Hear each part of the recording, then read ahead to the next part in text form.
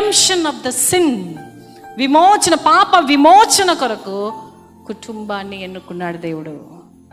So భర్తతో మనం మాట్లాడేటప్పుడు భార్యలు పాప విమోచన కొరకు నేను ఎన్నుకున్నాడు తెలుసా? భార్యతో మాట్లాడేటప్పుడు పాప విమోచన కొరకు మన ఇద్దరం జతపడ్డని తెలుసా అని అనుకోవాలి. కానీ నువ్వు ఇట్టాగే చేస్తావు, నువ్వు అట్టాగే చేస్తావు, నువ్వంతేలే.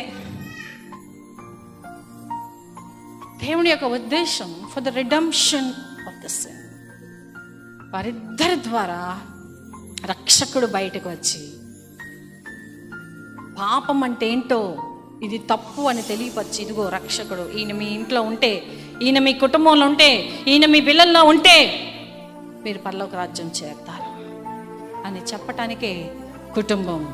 అంతేకాదు marriage is for the sanctification.